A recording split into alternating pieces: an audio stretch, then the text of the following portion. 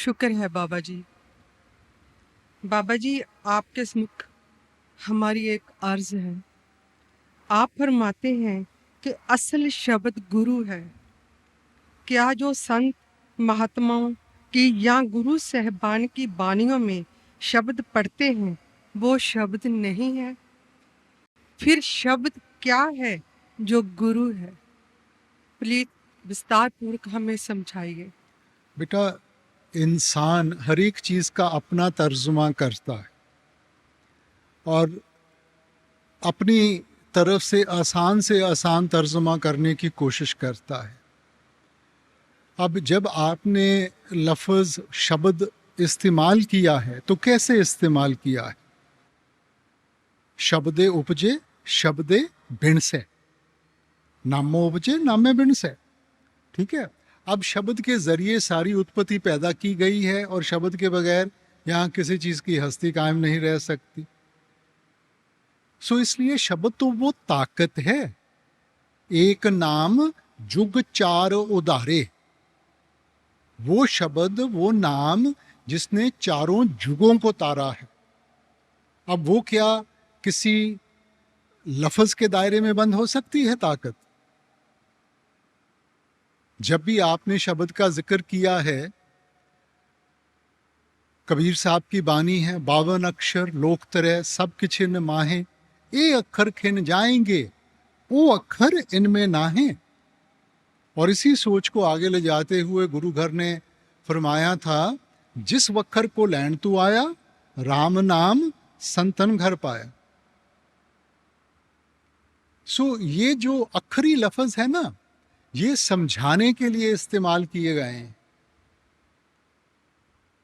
मगर जो असल शब्द है वो तो क्रिएटिव पावर है। ये वो ताकत है जिसने सारी सृष्टि को पैदा किया गया है। अब देखो, आप लफ्ज ले लें प्यार का। अब जो आखिरी लफ्ज प्यार है और जो प्यार की ताकत है, वो दो अलग अलग चीजें हैं। लफ्जों का सहारा लिया गया उस ताकत को समझाने के लिए, मगर प्यार प्यार कहने से प्यार का एहसास नहीं होगा। अब जैसे घर में बच्चे का जन्म होता है, माँ बाप नामकरण करते हैं, तो जो भी उनको लफ्ज़ अच्छा लगता है वो बच्चे के साथ जोड़ दिया जाता है। अब जब भी उस लफ्ज़ को दोहराएंगे, उसका ताल्लुक बच्चे के साथ है, तो ध्यान बच्चे की तरफ जाता है ना। मगर दिन में माँ ने बच्चे को कई अलग अलग लफ्ज़ों से पुकारना है। अब अलग अलग लफ्ज़ इस्तेमाल करने के साथ उसका और बच्चे का रिश्ता तो नहीं बदल जाता। लफ्ज़ तो इस्तेमाल किया गया उसकी एक हस्ती जोड़ने के लिए।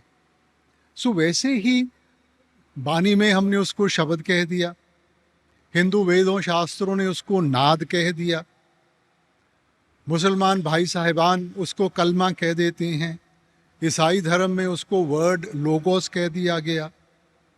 सो उसी ताकत को हमें समझाने के लिए, बयान करने के लिए लफ्ज़ों का सहारा लिया गया बेटा। मगर हमने तो अपने आप को ताकत के साथ जोड़ना है, किसी लफ्ज़ के साथ नहीं। अब जो हमारी ग्रंथ पोथियां हैं, ठीक है, अब ये जो जुबानें हैं कब उचारी गई, हम उनकी हिस्ट्री ट्रेस कर सकते हैं, मियाद नियुक्त कर सकते हैं। तो क्या उससे पहले शब्द नहीं था?